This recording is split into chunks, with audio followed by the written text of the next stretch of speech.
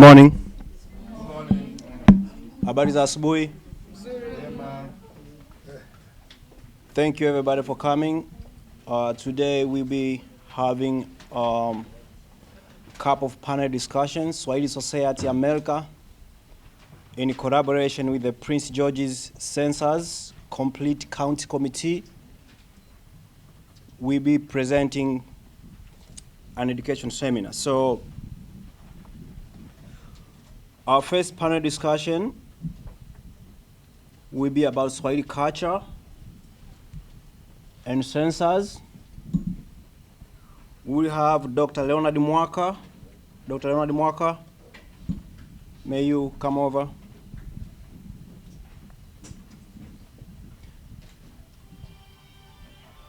Dr. Muaka is a linguist professor at Howard University.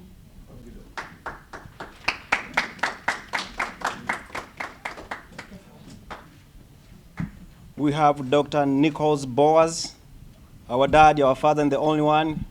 May you come over, bro?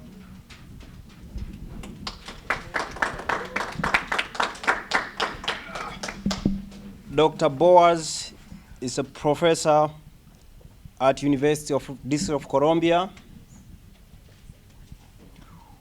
We have Miss Neema Olory. She's a mental health professional at Adventist Behavioral Health.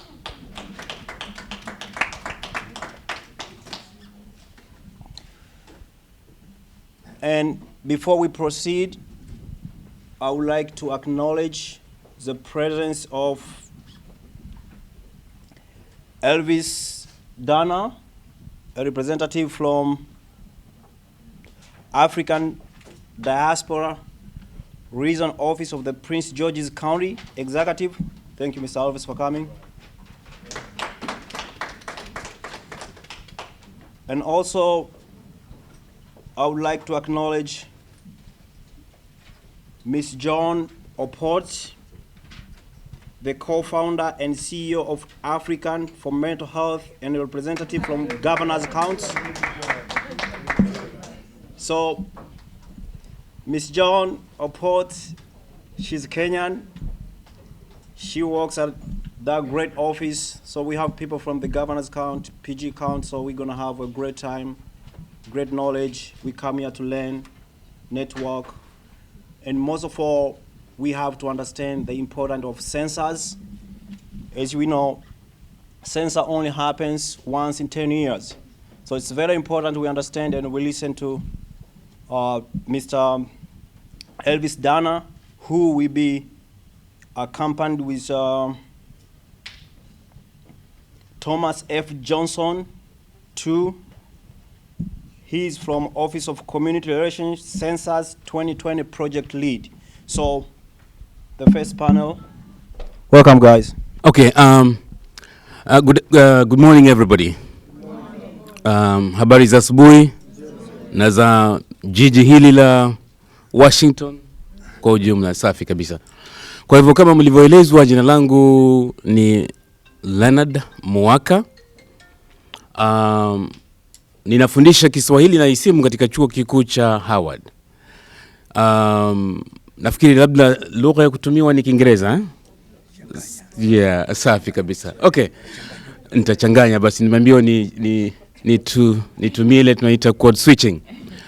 So what I'm going to do here is basically to speak as a linguist, because this is what I know and this is what I've been trained to do. Swahili language is one of the many languages that we have in this world. We have about 6,000 languages. Of course, Swahili comes from Africa, and by virtue of that, you're talking about 2,035 languages in Africa. Swahili falls within the group of what we call the Bantu languages. We have about 500 of these languages, spreading all the way from Cameroon all the way to South Africa. However, within this larger family, we also find ourselves within a region that has to operate with languages of wider communication. Swahili therefore becomes that central and important point of convergence for East and Central Africa. coming to that level, you're going to find that Swahili has over 120 million speakers. So the idea of census is actually very important because we get to know what languages are we using. We may have speakers who have more than one language, which is a very common phenomenon in Africa. So multilingualism is what we know thrives in Africa. When you come to the US, if you are one of the people who came here voluntarily, you'll see that you have more than one language. But the critical point is Swahili has played a critical role even during liberation movements. You look at Tanzania, for example, Swahili is what actually promoted the Ujamaa ideology. And without Swahili, I don't think Ujamaa would have thrived. So when we see that, and when we go back, you look at the 1905, if you remember history, we had what we called Maji Maji Rebellion. So the belief that if we unite under one language, we can actually create a very powerful and strong defense system worked for the Tanzanians who are fighting the Germans. And because of that, even though it was a belief in something that was quite different, you see that Kinja Ketile was able to convince different people that if you're one, you're going to win. So Swahili becomes a critical tool, not only as a resource, but also as something that has what we call identity. So your language and identity becomes critical. We know, as I said already, that we speak so many languages. But because of Swahili, it doesn't matter where you come. You may come from Congo, you may come from Tanzania, you may come from Kenya, you may come from Uganda, wherever Swahili is spoken. But the moment you're here, you realize that this other person is like you. And in a lot of ways, this is why scholars like Maulana Karenga from California, an African American, was able to use Swahili to mobilize other people who then believed in what we now call Kwanzaa. The ideals and the tenets of that particular ideology do use Swahili terminology. And therefore it has become a powerful tool, especially, as I said, how do we identify ourselves? Having come here many years ago, African Americans tried to find who are we? And one of the ways we can do this is by using Swahili to really unite us. Very recently, you've seen a lot of calls for Swahili to be used within the continent of Africa. A lot of people are using it. South Africa, Ghana. In fact, one of my students who is in Ghana tells me they have about 700 students studying Swahili in Ghana. Now, what does that tell you? It tells you there's so many people who want to study Swahili. And just yesterday again, I was talking to somebody who says they want a Swahili instructor to help them teach on a voluntary basis Swahili within the DC area. These are very critical points, and this is a critical time for Swahili because not only is the East African region advocating for Swahili, but the entire continent is doing so. And beyond the continent, we are some of us are here in the US because of Swahili.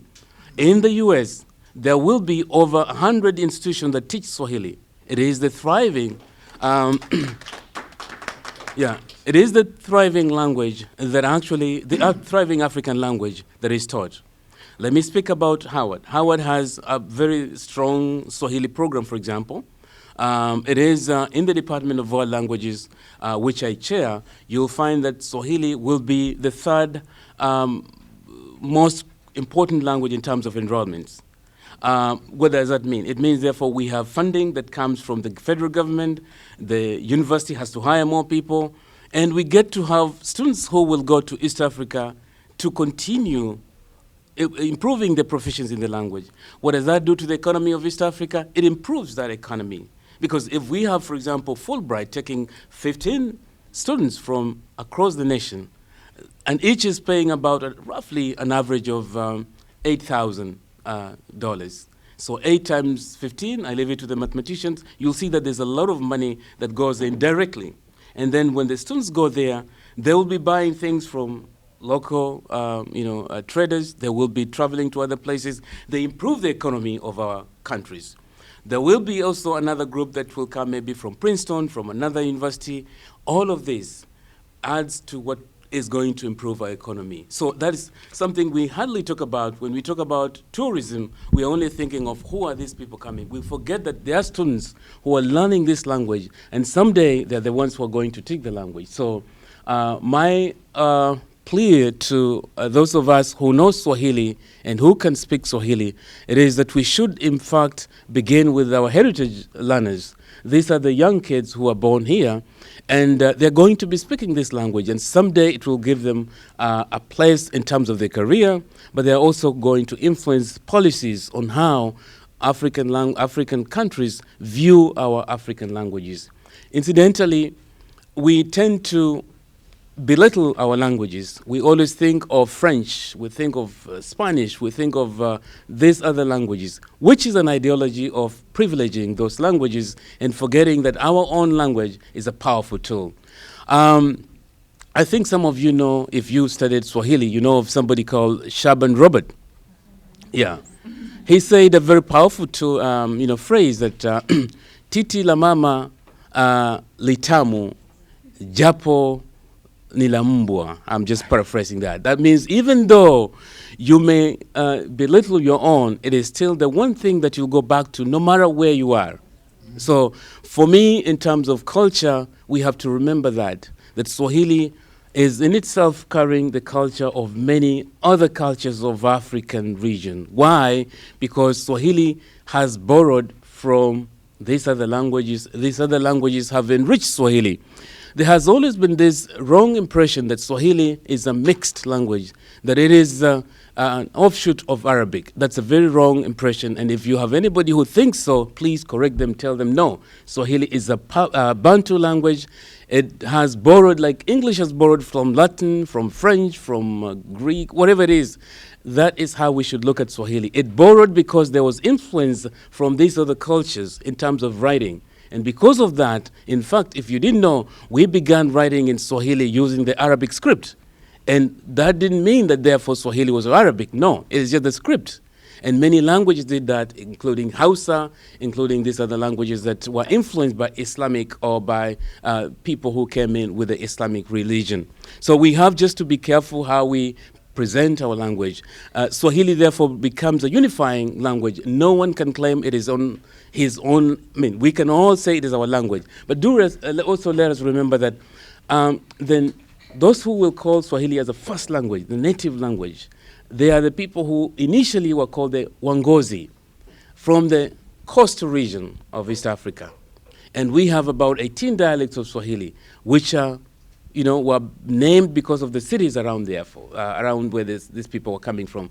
But because of that kind of what we call standardization, which took place during the colonialism, we have the standard Swahili.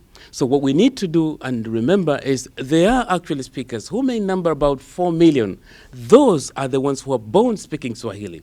The other people will be born bilingual or multilingual, or rather will grow into a community that is multilingual, and then they will acquire this language naturally, and that is important for us. So as we look at what we are doing, I want us to remember that, as I mentioned, that Swahili is a language that we should cherish, we should work to promote, because others are going to do so.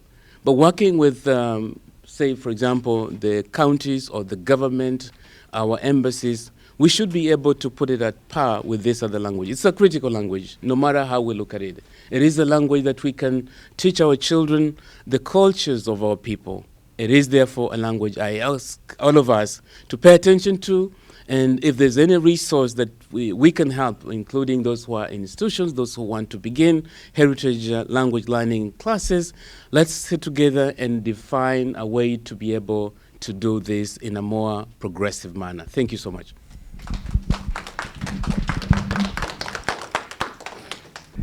Good morning. I guess we're getting to noon now. It's 11:45. Thank you for coming. And I want to say it's a good day when we can meet and interact and try to learn from each other. I think it's a pretty good thing. This is a timely seminar. And when I think about Elvis, I think I talked with you the other time when we were with Libe. Yeah, when I was with Libe in his car, we talked about this program. And I think to a great extent, census is part of culture. I think you mentioned in passing here. And I want to tie this, see how these relate. And I probably would say, in order for any person to be able to interact effectively, you need to learn about other people, as other people's culture as you meet, so you can be a little bit sensitive and try to move away from being ethnocentric, which means from being biased. So as we interact, we get to know one another and minimize those differences, because that's the key in really being an effective communicator, that you have to embrace and try to listen carefully and understand where they're coming from, and then you may be able to respond now in a way that it brings meaning and it brings really understanding, because you have listened well by paying attention to what is being said, and then you're able to respond effectively by addressing what has been said. Now, let me begin now by really defining here what is culture, and then I'll get into cultural diversity here. I do have a handout here that says, for example, culture is the way we do things. How do we do things? Based on the values that have been passed to us by relatives, parents, the elders in the community, and through the experience and through the media. So culture does organize us in a way of how then we can preserve those values and beliefs that we think identify us, who we are. So here, I'll just read this very quickly. Culture is that which shapes us. It shapes our identity and influences our behavior. That's a key now. If your behavior is influenced by your culture. We know, for example, those who come from Swahili-speaking, countries, and basically even people from like Kenya, Tanzania, whatever, they speak their Swahili. You can see that there are some of the things that within using Kiswahili, we apply some of the cultures of being, for example, polite, okay, of respecting the elders in the community. We do that, even though you would say that traditional Africa does that. But of course, Swahili does depict that, does show that.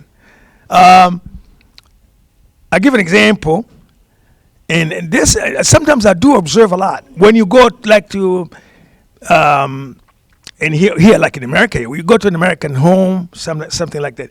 At times, kids will not get up the chair to leave that chair for an elder.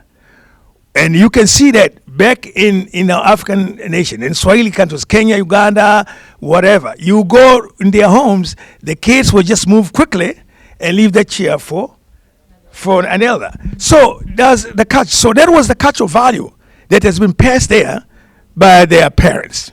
So culture shapes our behavior, the way we need to interact with other people. Now, here is a problem. For example, once we have to be very careful that we don't want to be ethnocentric, that our culture is the best than any other culture. Because speakingly, truly, is that culture is the best way it is. The American culture is best right here. Okay, Tanzanian culture is best in Tanzania. Kenyan culture, Ugandan, Rwanda is best where it is. There's an element in between there, these different cultures, that because we need to interact, this world is coming very smaller now. We're interacting every day. There's a term that is used in communication that is titled intercultural communication. And simply, that area of study teaches people to be respectful to other cultures. Try to understand how they do things. Okay? In understanding how they do things, then you're going to be better in terms of inching and interacting with them. And especially, for example, if you do business. America is a country that is really business oriented. Within that intercultural communication, these advertisers tend to go to these countries to learn how people interact. How do they do things? They learn some words. They are smart simply because they want to make business. They don't want to go and, of course, offend people in those countries, offend their cultural values, because they want to get those people to get into the business. Now, I've seen many commercials here in America where you have a lot of Swahili words being used, okay? But these are the people, these advertisers must have gone to Kenya or Tanzania, Uganda to learn what they mean. So when they take that advertisement back to those countries, people feel that they are being respected. And for that matter, they may get into buying those items that they bring over there. So Swahili right there is critical, as Muaka said, in terms of really expanding business orientation or whatever, that it can be meaningful to both the advertisers and those who live in those countries.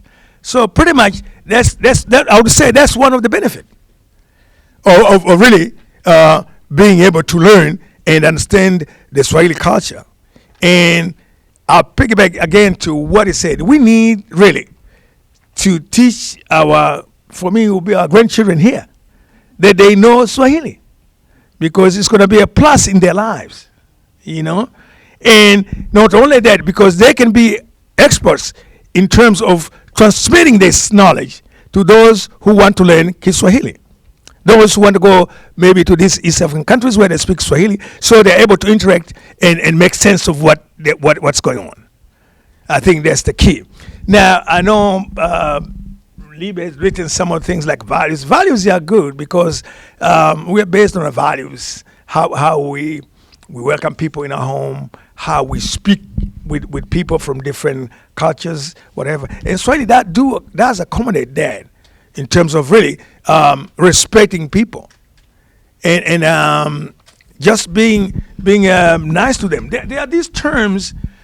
I'm sorry, I'm going to be. There are these terms that if you study language, because I'll tell you what, language is culture and culture's language. Okay, language is communication and communication is language, because all this revolves around the values and the beliefs. I come from, I'm an expert in, that's what I studied anyway, communication and media and politics. I came out of Harvard. And it's a great platform there when you really go to see how these languages, and as you say, they teach a lot of language in those schools. And a lot of universities in America do teach Kiswahili and the other languages. I know that. Why? Because, simple again, that's part of how to ease that interaction, where people don't have to be biased, ethnocentric, like my culture is the best than yours. Okay, right now, all of us here who come from different countries here, okay, there's a dominant culture here. That's Anglo-Saxon. That's English culture. I mean, the language and all these things. It's a dominant culture. So we have to follow the dominant culture, even though we are from other countries. For us to interact effectively with the people who live here, we have to learn how they do things. There's no way. We have to learn and be able to interact effectively, whether we are in class or whether we are doing business or we are socializing. You have to recognize that dominant culture. But that does not mean you have to discard your culture. No. You're right there in the forefront there, embracing the American culture. It's Anglo-Saxon, English culture, whatever. But as we go home or meet in our communities like this, what do? We speak Swahili. We preserve our identity, because you don't want to lose your identity, all right? You're Kenyan and everybody. Yeah. Got to remember that. So the culture, in a way, then, helps us as we get into this intercultural communication to be sensitive and be aware. There are people from different cultures. And it doesn't mean the dominant English culture is best than your Kenyan culture or Tanzanian culture. No. It's just you're gonna want to feel good and feel that I'm great because I'm speaking English, but English is not the language all over the world that people speak. I mean that's not their traditional language. They have different. So we have to learn these and be careful, because we know those who are tend to discriminate people tend to use their language. They don't know how to speak English, whatever. So what if I don't know how to speak English? Does it demean who I am? So those kind of elements, they tend to be discriminatory, need to be really avoided. So we need to go and really embrace cultural values, and where now the cultural diversity fits in there, where then people can interact, get to know one another, and that's cultural diversity. How can you work together? So there are a lot of benefits. These from different countries bring knowledge, bring skills, So I think it's a plus thing to have these to learn about this cultural diversity that can really enhance our being here as the people. Thank you very much.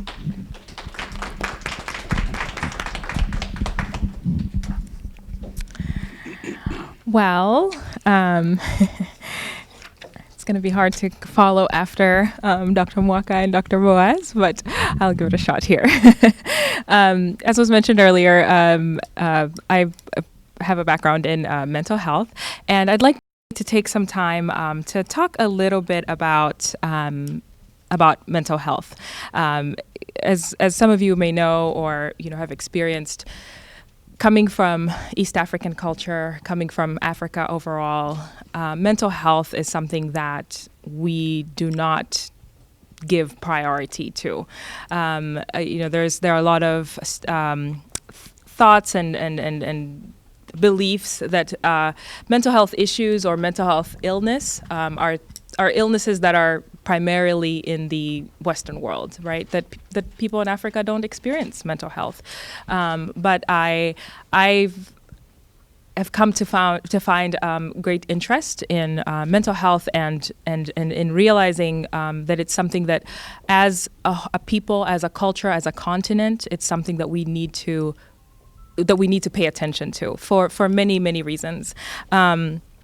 Research has shown over the past few years that neuropsychiatric disorders, meaning mental health disorders, they form about 19% of the global disease burden. And so when you think of in the entire world how many people are, the sicknesses and the diseases that are in the world, 19% of the people that are, of all those diseases are formulated by psychiatric diseases and mental health illnesses. And that is a huge number, for especially when you consider that, our whole continent, goes without acknowledging mental health or psychiatric illnesses. And so this is something that, over the years, it's becoming, as you probably have, are becoming more aware that people are hearing a little bit more about it, but it's definitely something that we are very far behind as a continent and as individual countries, that speak Swahili, right? Tanzania, Kenya, Uganda, all the Eastern African countries and all the other additional countries, Congo, Ethiopia, South Africa, all these other countries that speak Swahili. And for example, depression alone is expected to rise from fourth to second leading cause of global disease burden. So when you consider how many things or how many diseases or illnesses, depression itself is a huge part of that, and it's also one of the leading causes of death because people end up becoming suicidal, and then end up going because of lack of support, lack of resources, they end up committing suicide. And there are a lot of reasons why sisi kama, so I'm going to switch languages because I think all of us has been speaking English. So pardon me if I, mix it up a little bit. Lakini kuna sababu nyingi sana ambazo zinatusababisha sisi kama Waafrika kutokuweza kuangalia magonjwa ya kisaikolojia na kuangalia mental health katika kwa undani zaidi. And some of those reasons ni moja is some of those sababu hizo ni just kuwa na ignorance kuhusu how much watu wana experience magonjwa ya kiakili, ya kisaikolojia. Tunadhani kwamba ni vitu ambavyo viko mbali sana. Lakini mimi, for example, wakati nakuwa, nilikuwa, pamoja na kwamba nilikuwa, ni mtoto wa kawaida tu, nimekulia Dar es Salaam, nimeishi, na familia yangu nzima, so wazazi wetu wamehangaika, wanafanya kazi kwa bidii kutusomesha na nini. Lakini ni vitu ambavyo nilikuwa naviona katika wenzangu wakati tuko shuleni, na wenzangu ambao labda wamepitia matatizo mbalimbali, wazazi wamefariki labda au wamepata ajali, kitu kimewatokea, wanapitia depression, wanapitia huu msongamano wa mawazo, lakini hawapati msaada wa aina yoyote. Kwa hiyo unakuta watu tu tunateseka ndani bila kujua na bila kuelewa kwamba kwanza tunavyopitia ni vitu vya kawaida na ni kitu ambacho tungeweza kupata msaada, tungeweza kupata mtu ambaye anaweza kutusikiliza.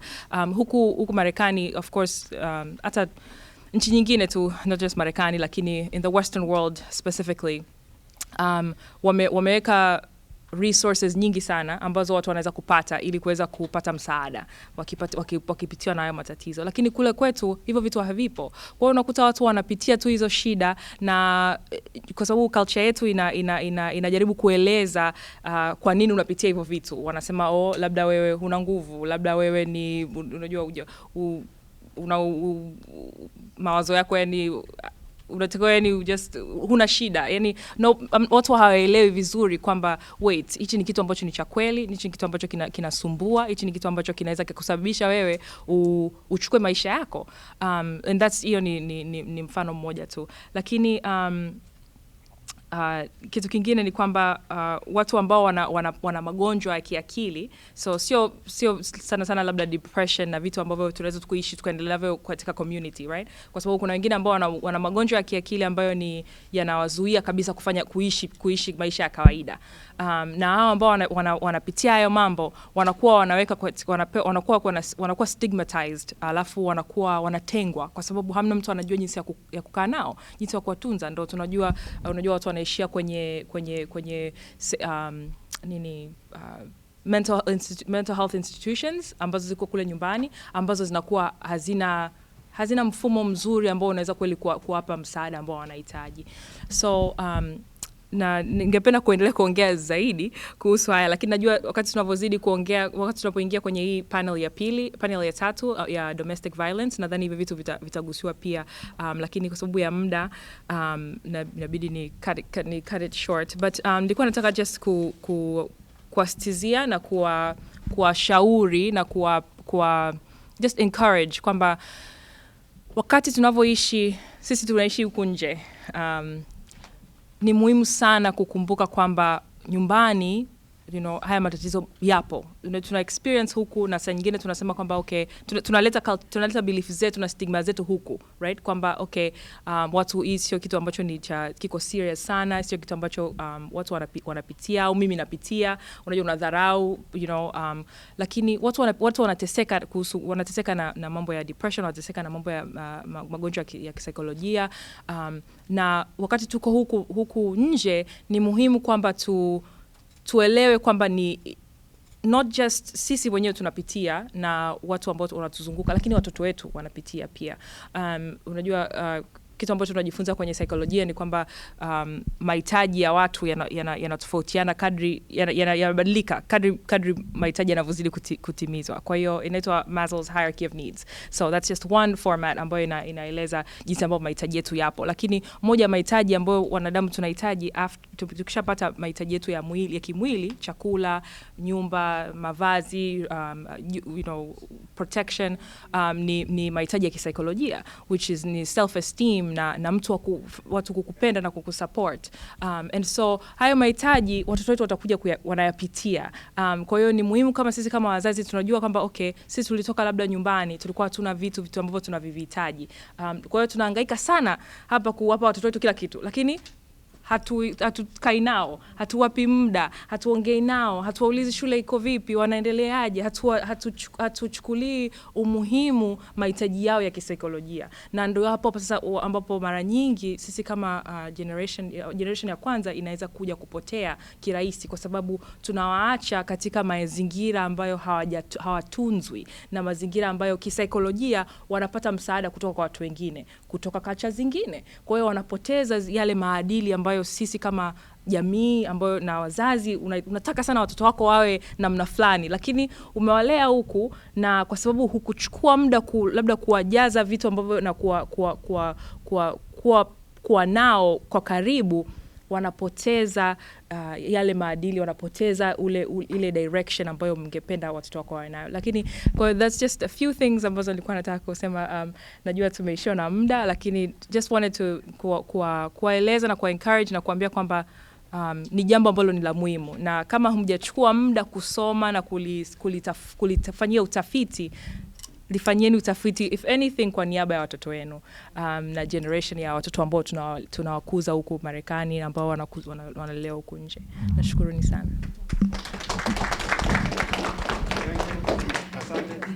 Welcome to Swahili Society America Questions and Answers. Thank you so much for the presentation in terms of understanding the Swahili culture and the values that we have instilled in our communities and how we can maintain those good cultures, and also how we can educate other people about the Swahili culture. So my question is for Dr. Muaka.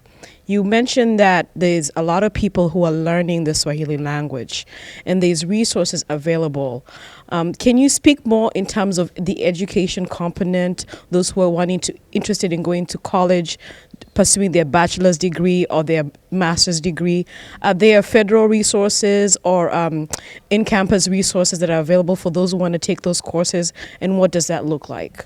So thank you for that great question. Yes, as I said, we have resources available.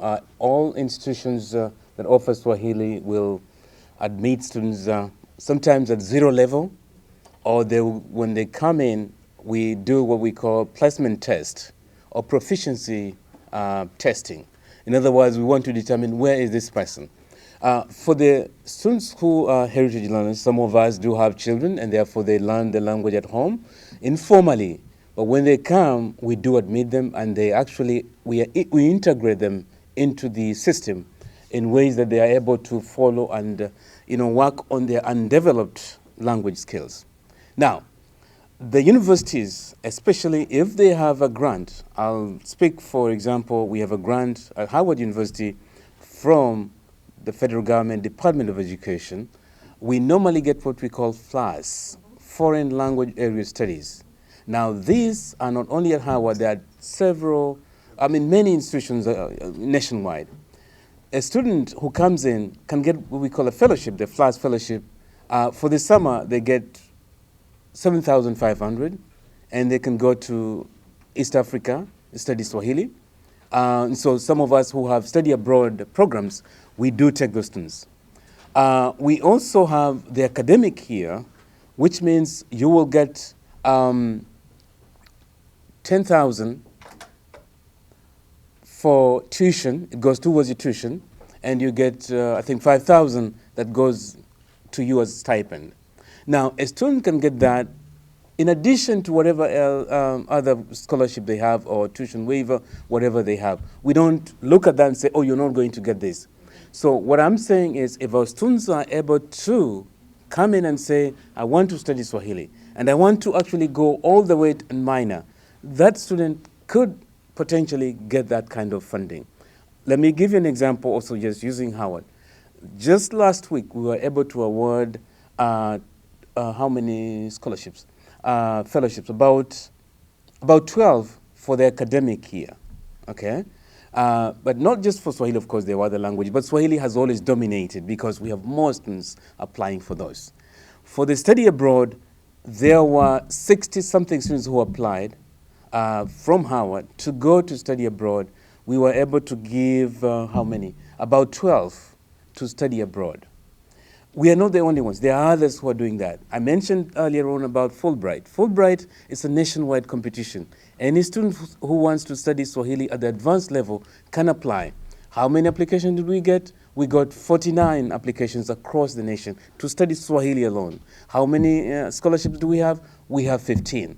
So we have kind of narrowed that pool to 15, and we have, of course, alternate those who are going to study. So if somebody drops out, they're going to be considered. So there are so many scholarships, and what our students can do, including other places, the reason why some of us are here is we were able to get a scholarship to teach Swahili while we studied what it is that we were doing. So there are those centers of African studies, for example, University of Florida, Indiana University, Harvard. Of course, Howard has a graduate program, and we do help one of our students actually who is doing her PhD. She is teaching for us because she can get that funding as well. You go to Yale, you go to Boston, all of these institutions will have that. So I just want to encourage you, as you look at the possible offerings at each institution your child is planning to go to, even you as a, if you want to extend your education, education has no limit in terms of age. Please consider that, and we will certainly support you in that endeavor. Actually, I'm actually a recipient of class. I Oh, was nice. at Cornell University, Mm-hmm. and I was awarded a class to study Nepali. Mhm. Since I spoke Swahili, I couldn't quite qualify for the class. Uh-huh. So I entered into Cornell and was able to take the class, Mhm. qualified it for the summer and a full graduate year. Mhm. So at Cornell, it's just like you were saying, they paid for me to learn Nepali during the summer. They would be paying for me to learn Swahili, and also they paid for me to learn Nepali during the academic year.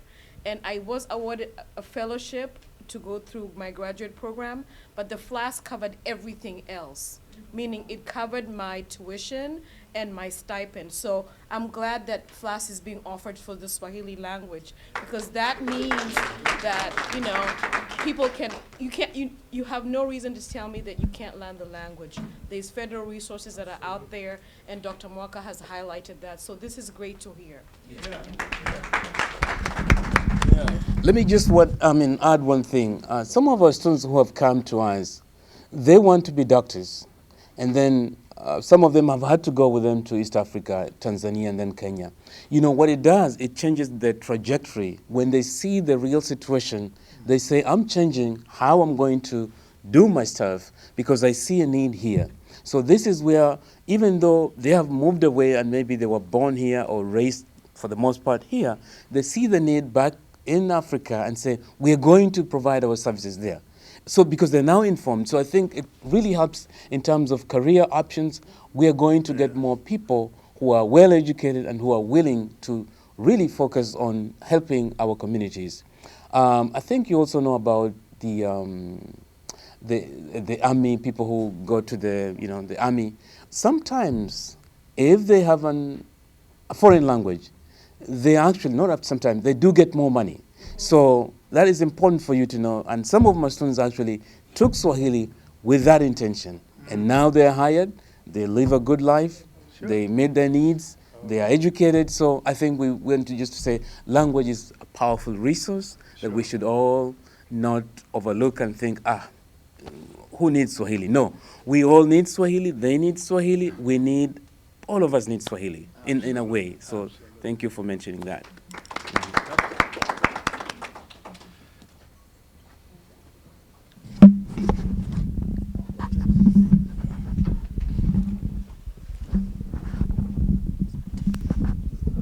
So the panel was very informative. I appreciate the diverse range of the topic in terms of the Kiswahili language.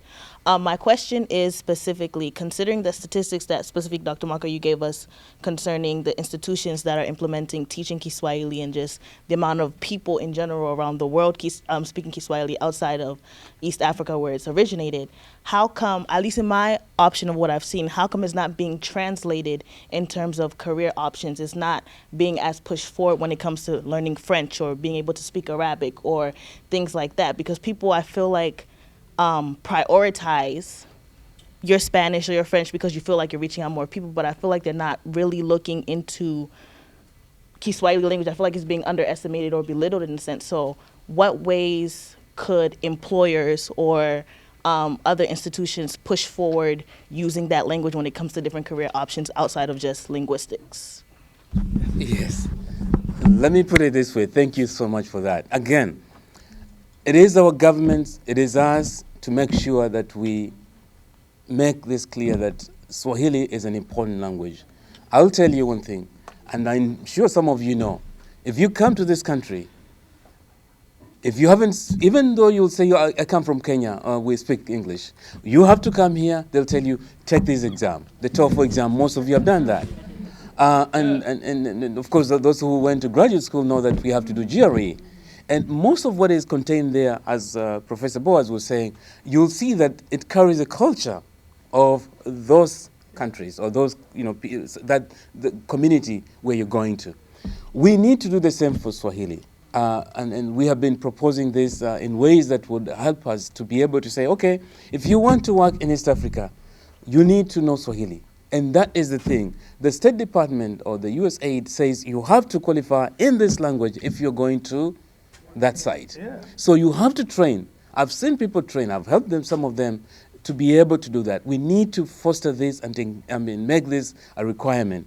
I didn't mention that, of course, I'm a member of what we call Chaukidu, Chama cha Ukuzaji wa Kiswahili Duniani. I'm the president of that. And what we're trying to do is really to work with governments in East Africa, embassies, and make sure that they do understand we are an important element in terms of whatever we're doing. So your question is valid, and it's high time, for example, Swahili Society America, we need to work together to make sure that when people are saying, now we're going to this particular part of the country or the world, we say, one of the requirements is Swahili.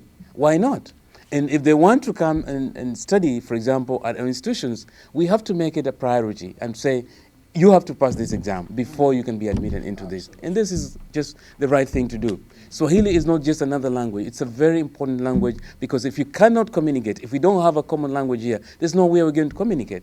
I'll give you an example. I went to Mexico the first 1 week. I had a headache because I couldn't speak Spanish. So for the 1.5 years I lived in Mexico, I became very fluent because I realized it was important. And no one would actually tell me anything other than speaking Spanish. They would smile at me if I didn't know what they were saying, but they wouldn't help me. That is how we should look at language and say, anybody can learn a language. We are, as human beings, we have that capacity to learn any language. Even though sometimes we say we have what we call the critical age, which is about 12 years old. But beyond that, you can learn the language. The only thing you may not be able to overcome is an accent, but everybody has an accent. So don't feel shy about these things. Just learn language, it will come. That is how I would say it. So again, we'll make it a requirement, and we just have to work with policymakers. We are working with Akalan. Akalan is Academy of African Languages. We're working, of course, because it's an African Union kind of arm that looks at language and culture. So all governments have subscribed to that. And we do represent, the diaspora in ways of saying, listen, this is important. Do not overlook these languages that we have. And so Swahili is actually one of them. Just the other day, they met in Paris to recognize Swahili as a critical language and as a language of wider communication. So a lot is going on, and I think we just need to put everything together. Yeah. I would like to have two questions. My name is Amin. I'm from Seattle, Washington. One question for you, Madam. You talk about behavior and mental issues. It just remind me, back in Tanzania, we have an issue about mental issues. The last 3 years ago, I think is one of the journalists from ABC went to Tanzania to talk about albinos. And government of Canada intervened that issues about killing albinos and other elderly people. So what we can do to educate people to eradicate this problem of mental issues of killing maybe albinos or elderly people in Tanzania. That's and how we can associate these issues from here and there to make sure people are aware that mental issue is not a killing. Question number 2 is for Mr. Professor. I just echo one point. When I was in Tanzania, particularly in Zanzibar many years ago, before I migrated to the US, I had initiated one program with the University of Ilham, Indiana, to bring students from America to Tanzania, study Institute of Kiswahili and Foreign Languages. My question to you is, Howard University, do they have the similar program to take students to learn Swahili language and then also associate with culture? As you said, Swahili is culture as well. But I remember very well when I was in Zanzibar, I initiated that program and extended all over to Bagamoyo with a Professor Brent, Professor Nancy Taylor, and I hope you know Mrs. Alwia from University of Indiana. He conducting a program for Kiswahili. It was very successful. But question to you, Howard University does have that programs and how is implemented? Thank you. Thank you so much for your question. Mimi naamini kwamba katika matatizo yote ambayo tunapata katika jamii, jambo la kwanza ambalo linaweza kutusaidia kuondokana na hilo tatizo ni elimu. Na tumeona kihistoria Tanzania jinsi ambavyo kipindi wakati magonjwa, for example, ugonjwa wa ukimwi ulivyokuwa umeingia sana, umetapakaa sana, watu walikuwa hawana elimu juu ya ugonjwa. Walikuwa wanawatenga watu ambao wanaumwa, wanawatendea vitu ambavyo sio vizuri kwa sababu wamepata ugonjwa, kwa sababu hawana elimu. Lakini tumeona miaka inavyozidi kwenda, jinsi ambavyo watu wanavyozidi kupata elimu, wanavyozidi kuelewa ugonjwa unahusikana na nini, unavyotibiwa na unavyoambukizwa, watu wakaanza kuelewa kwamba kumbe tunaweza kuendelea kuishi na wenzetu katika jamii zetu, wanaendelea kufanya kazi, wanaendelea kuishi maisha yao, kurudi shuleni, kujijenga kimaisha, bila kuona kwamba kwa sababu wameambukizwa virusi basi maisha yao yameisha. Kwa hiyo mimi nadhani na imani kwamba inaanza inaanza kwenye elimu. Sisi kuwaelimisha wenzetu, kuwaelimisha jamii zetu kuhusu ukweli wa haya mambo, kuhusu albino, kuhusu wazee wanapitia mambo gani as geriatric individuals, watu ambao ni wako kwenye wamefikia umri fulani, wanapitia matatizo gani, wanapitia mambo gani kisaikolojia, kiafya, ambayo sisi mara nyingi watu ambao tuko umri wadogo ama tuko umri wa kati hatuwezi kuelewa kwa sababu hatujafika huko. Kwa hiyo mimi na imani kwamba inaanza kwetu sisi kama watu ambao, for example, sasa kama wewe umelitaja hilo jambo, which means kwamba ni kitu ambacho ni cha muhimu kwako au kimekugusa, na nadhani katika yote hayo, whether ni ugonjwa wa ukimwi ama ni mambo ya kisaikolojia, magonjwa ya kisaikolojia, ni watu ambao wameguswa na hilo jambo kufanya kitu juu yake. Mimi binafsi naamini kwamba again kulizungumzia jambo, kufanya utafiti, kwenda kusoma, na kama nilivyowashauri hapa, kwenda kusoma kuhusu hilo jambo, kuelewa okay, kinachoendelea ni nini, kwa sababu tunaishi kwenye dunia ambayo tuna information, tuna vitu, kila kitu kiko hapa mbele yetu, tunatafuta, unaingia Google unapata kila kitu unachohitaji, as far as kuelewa somo fulani, na kwa hiyo sisi ni jukumu letu sisi kuchukua somo lolote au kitu chochote ambacho tunaona ni cha kwetu, especially kama sisi ambao tunaishi huku nje, kulipeleka nyumbani na kufanya kitu juu yake. Ni moja wa hivyo kitu ambacho tunafanya ni for example ni project ambayo mimi na rafiki yangu nafanya, actually yuko hapa leo, ambao tunakuja pamoja kutengeneza podcast ambayo itaongelea mambo ya kisaikolojia, na tunatumai kwamba hiyo tutaweza kuja kuisambaza nyumbani, kusambaza katika jamii zetu, ili kuweza kuzungumzia haya mambo ambayo sisi tunayapitia, ambayo watu wa Marekani hawawezi kutuelewa kwa sababu hawa hawajatoka Tanzania kuja hapa kuelewa tunachokipitia, na watu wa nyumbani unfortunately pia hawawezi kutuelewa. Kwa hiyo sisi kama Watanzania tunajua tunachokipitia, tunajua ya mambo tunayopitia. Kwa hiyo kila mmoja akisema anafanya sehemu yake, anawaelimisha watu ambao wamezunguka, inabadilisha mambo, ndivyo dunia inavyobadilika. That's what ambacho tunaweza kushauri na kusema. Yeah. Asante sana kwa swali lako ambalo ni zuri kuhusu programu za Kiswahili Tanzania au tuseme hata Zanzibar. Kwa hivyo tuna program nzuri sana. Chuo Kikuu cha Howard tangu mwaka 2006 kimekuwa kikiwapeleka wanafunzi Afrika Mashariki, na palikuwepo pia na mkataba na Chuo Kikuu cha Suza Zanzibar, ambapo serikali ilikuwa imetoa hela kesi kikubwa tu. Kwa hivyo wanafunzi walikuwa wanakwenda kule, wanaishi kule kwa zaidi ya muhula mmoja, na bado kuna hayo masomo yanaendelea, ila sasa sio serikali inayodhamini hayo masomo, lakini sasa ni wanafunzi wenyewe, na chuo pia kina gharamia baadhi ya zile gharama za huko.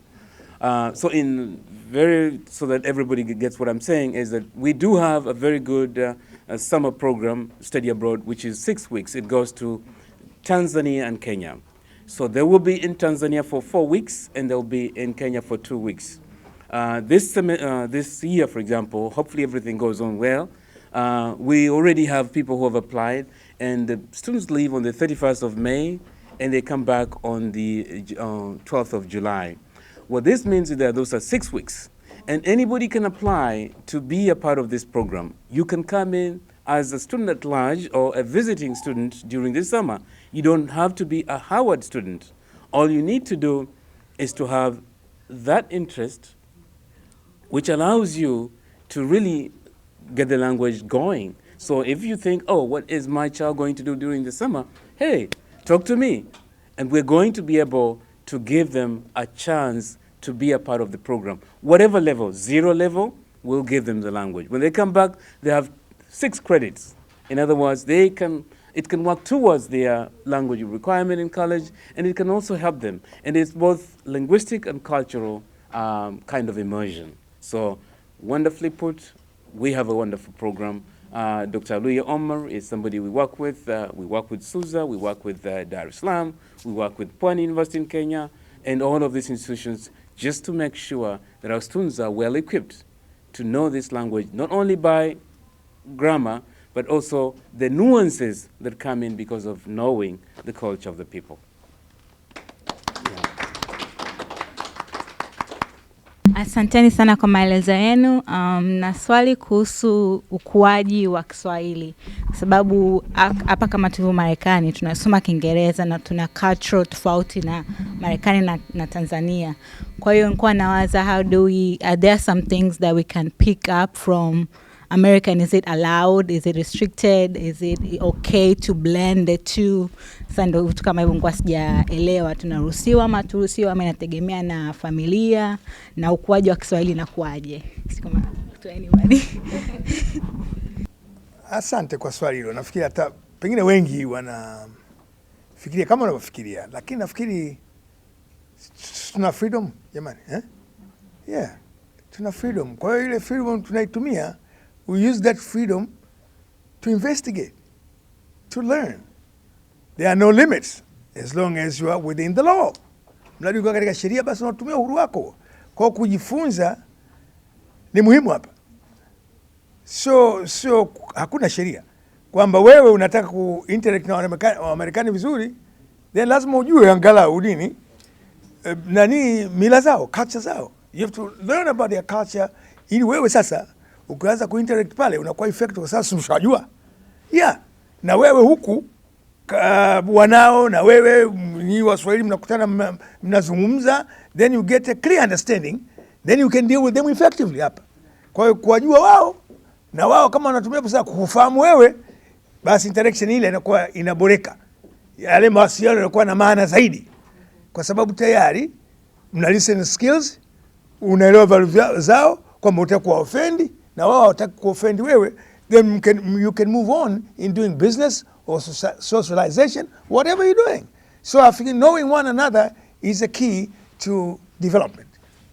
Kitu muhimu ambacho mimi nafikiri pia unapaswa kuelewa ni utambulisho, kwamba ikiwa umekuja kuishi jamii ya watu ni muhimu sana uelewe, la sivyo utaishi hapa kwa kusononeka. Kwa hivyo lazima ukubali kwamba uko kwa wenyewe. Kuna wengi wamesema tunarudi nyumbani, sasa ni labda muongo mmoja. Kwa hivyo ni vizuri uishi kwa namna hiyo, lakini usivibeze vya kwako. Kwa sababu ukifanya hivyo basi unakuwa hauna ule utambulisho wako. Kumbuka kwamba utambulisho hubadilika ulipo, lakini chukua vizuri vile ambavyo vipo huku na vile vizuri vya kwako vihifadhi. Vile ambavyo unaona vinakuja kuleta mkinzano, jaribu kutumia sasa busara hapo. Ndio hivyo tu.